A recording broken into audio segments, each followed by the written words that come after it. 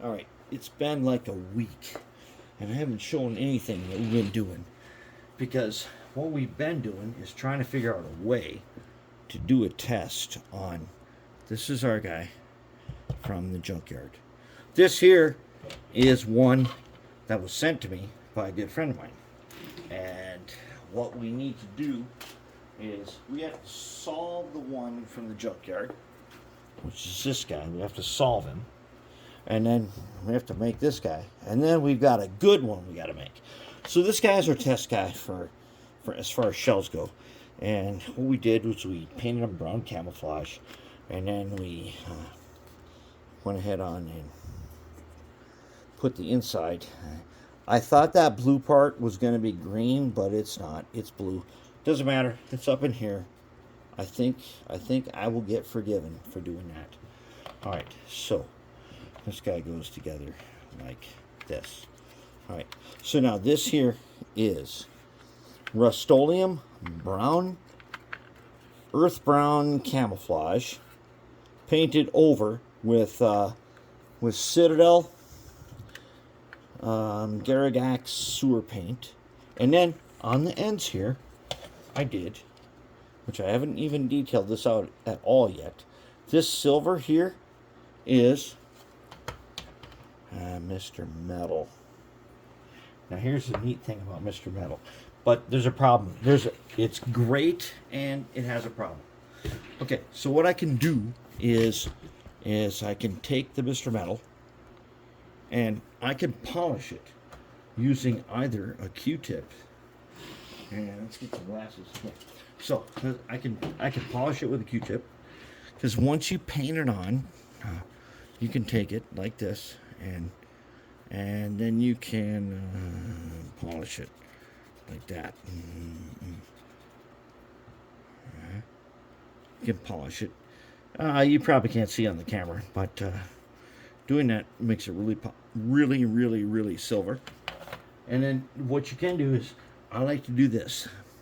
Now, I've told you guys before, whenever you're using a paintbrush for a metallic paint, never reuse it for anything else, because it always has the metal flakes in it. So I got this guy right here.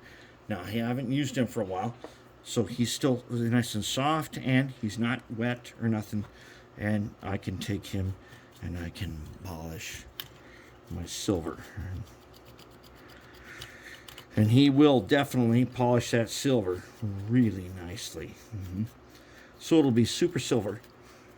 But we're gonna have to do all this whole line if we want to in silver, or we're gonna have to change him dark, which I don't want to do. Do one of those two things. We'll see what we got. But this is this is a cab forward. We'll call him number 2. We'll call this guy number 1. Number 1 is the one we have with no superstructure, and we have to make that part. We can do that, and we're going to use this motor, the 266 face ripper. Problem is, if the 266 face ripper sits right here, there's no way we're going to get that cab over that. So in number 2, here's number 2 and number 3, which is supposed to be brand new. We'll make number 3 brand new. We got a problem, and that's a big problem. In that motor, there's no way it's going to fit there. So we'll get our guy in here. And not only that, 2 and 3 do not have this weight. So we do not know how we're going to mount differentials, because this guy doesn't have that weight, and neither does number 3. It's supposed to be brand new. None of them have that weight.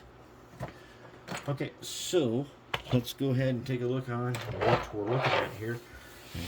Let me go ahead and so here's what we're looking at. Looking at this. Okay, there's our number 1, and that's his whole drivetrain right there. Okay, get the 4, 8, 2. And as you know, there is that guy that we did use from the Steam kit, and he's on there. There's our guy. We got to get that guy good. And I'm going to show you one thing. Okay, so we are about to test. See that guy right there? That is a red rail pickup. And a red rail pickup, we're hoping we can figure out a way to get, here's red rail. Now we know this thing already picks up black rail all the way across. What we need is to get, I already got holes in this thing and everything ready for red rail pickup. But we didn't put any holes in here for black rail pickup, which we have to do. And then these guys are going to go like this on one side. And then we're going to have to put a power collector, probably right here, that picks up, that collects both red and black rail into the same PC board that we're going to put right here. Even in DC, we still need that power collector. We need it for both DCC and we need it for DC. And that's where we're at. And we are having, this is every single bit of the way, we got to fight inch by inch to get this guy to work. And it's getting to be tough, but we're going to solve it. And then we're going to have some instructions. At that time, I'm going to need to call in the entire Cult of Madness to help us do the big boy. And now we have about 20 or more. Well, we have at least 20, if not more, diesel locomotives. You guys want to see one? If you watch this far, you want to see one. You want to see one at least. I want to show you one. At least one of the guys. I'm going to show you at least one of the guys. This guy here is here to get a Tsunami 2. So let's move all this crap out of the way. And everybody gotta go. Okay. I want to show you guys. I want to show you something right here.